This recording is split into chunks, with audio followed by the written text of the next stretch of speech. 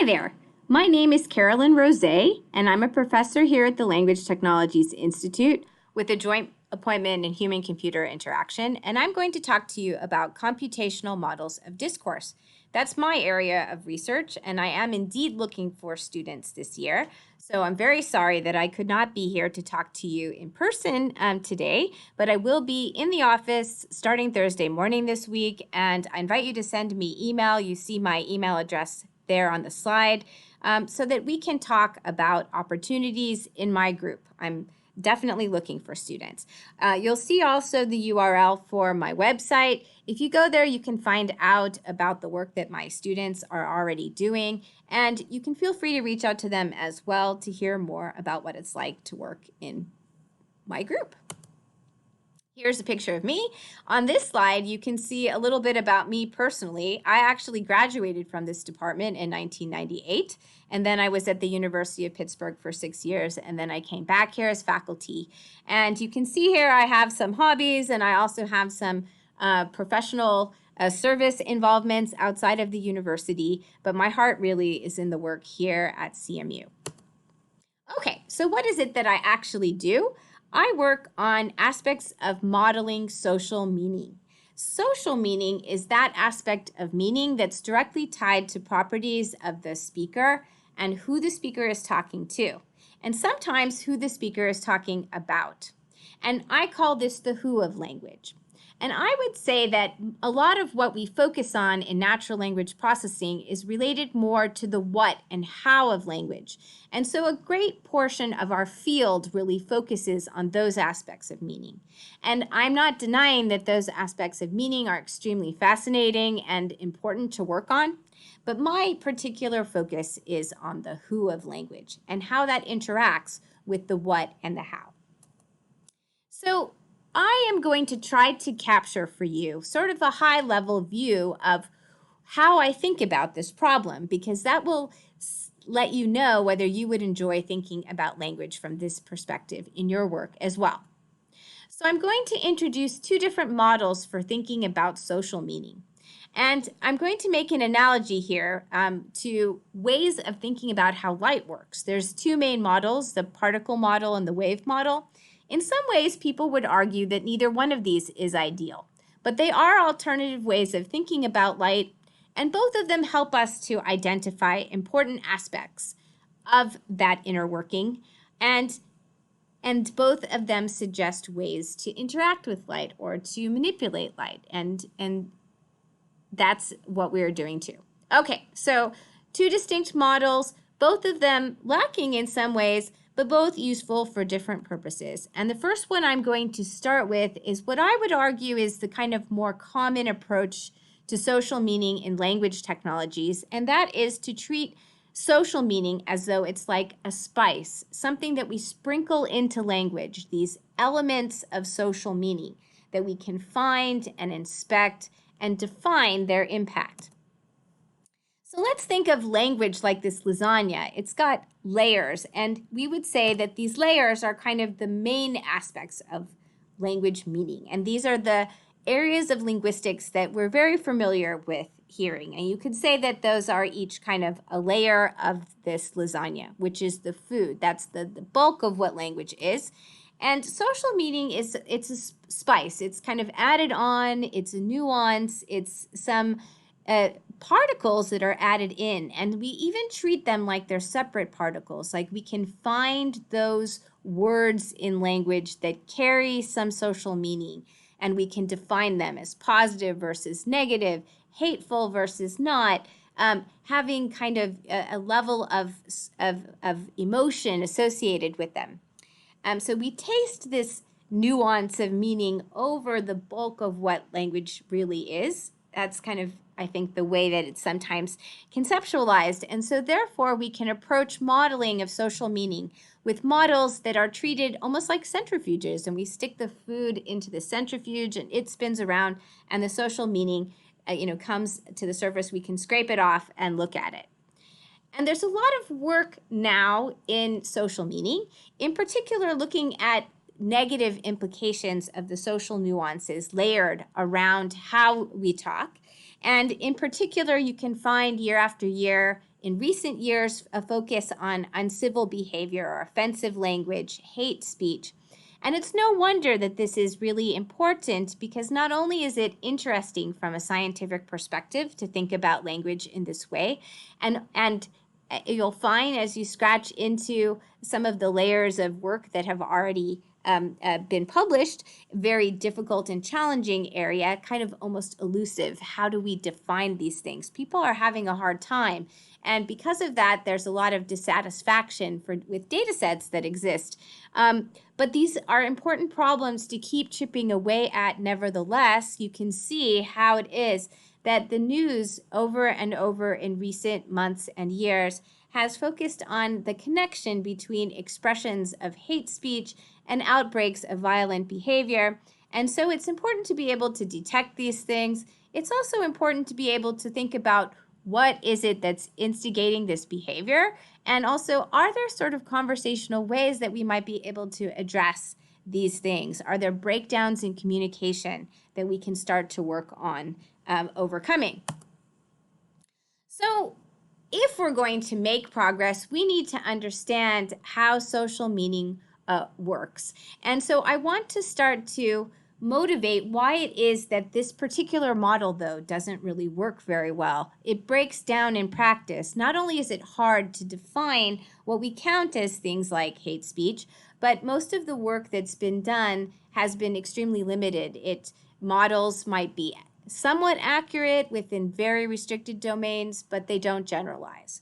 And why is that? I would argue it's because this model of social meaning as a spice is fundamentally flawed. So here's just an extreme example to help you start to see that. Think about this dolphin Flipper. Flipper is a very famous dolphin. What if you called someone Flipper? Well, you could imagine that could be either positive or negative. On the negative side, if somebody's talking to somebody who's very sensitive about their big feet, then it might be understood that calling them Flipper would be an insult. But if somebody is speaking to their friend who just won a swimming competition, calling them Flipper might, in that context, be a positive thing, because it leverages this known shared recent experience of a victory. Similarly, Lakoff and Johnson, in their book, Metaphors We Live By, as part of their very famous conceptual metaphor theory, which in our field we refer to over and over in the work that is done on non-literal language, we see over and over they build up an argument of how meaning arises from our personal experiences, and how it is that through those shared experiences we develop symbols in language that we then can refer to and that carry social meaning. So social meaning then is embodied in our experience. They talk first in their book about regularities in how we create these symbols, but then they point to irregularities that arise at the kind of organic structure built around communities and how we use language in this kind of indirect, non-literal way often, and how that that sort of organic nature gives a sort of arbitrariness to social meaning that makes it very hard to define.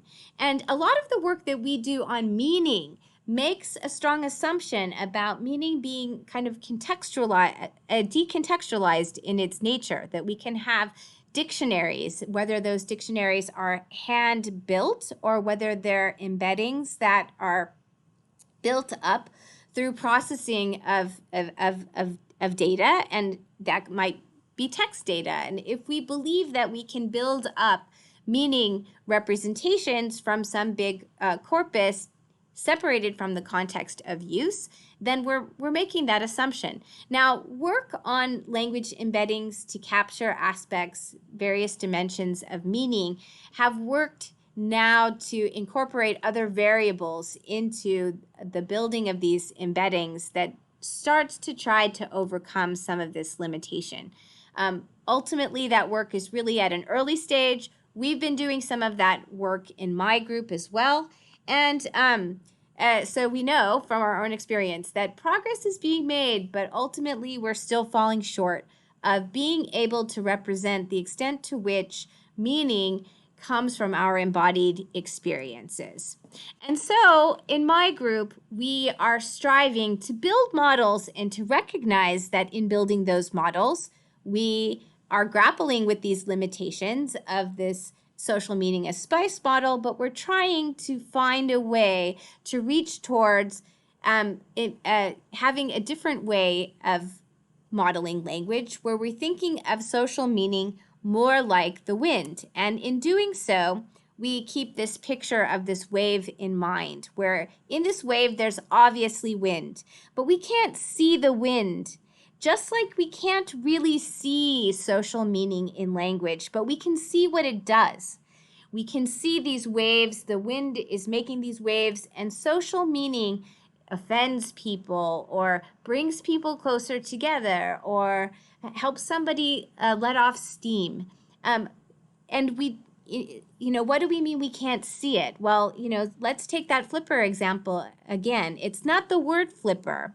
Flipper is just something that was, a useful kind of thing to point to in the context that was able to convey a meaning, but that meaning kind of worked within that structure, but isn't that structure itself. It's not that flipper itself is positive or negative, but it can be used to achieve a positive or negative effect. But, well, where does that leave us? Because obviously there are infinitely many different social contexts, and especially if we get down to the particulars of individual people, then in the limit, it's impossible to be able to actually model social meaning in this way. But what we're working on is ways of achieving some kind of middle ground between this tension of these two different models to try to build models, but fall as not short as possible. Let's just leave it at that. So what does this mean? Instead of focusing squarely on what social meaning is and defining it and what it looks like, we're trying to focus on being able to model what social meaning does. And if we look at those processes of how people are interacting and noticing when things are having an effect in a context, we're able to identify what's functioning in a particular way rather than defining ahead of time what should function that way. And then we can look at how people are using these strategies in their language interactions. Now, I realize that in this very short talk, it's not very concrete. And so I'd really love to talk to you more on the side about these ideas in order to make them more concrete to you. But if you'd like to know specifically what kind of slots do I have available in my group that connect to these ideas, let me just give you examples of 4 kinds of students that I'm looking for right now. I'm looking for students who are interested in dialogue agents in multi-party discussions in physical spaces. I'm looking for students who are interested in modeling self-presentation strategies in speech and text. I'm looking for students who are interested in schema induction for narrative modeling in text. And finally, modeling social meaning in language embeddings, and especially how do we fold in more aspects of context into our building of those embeddings. My group is doing work in human learning, health, and well-being.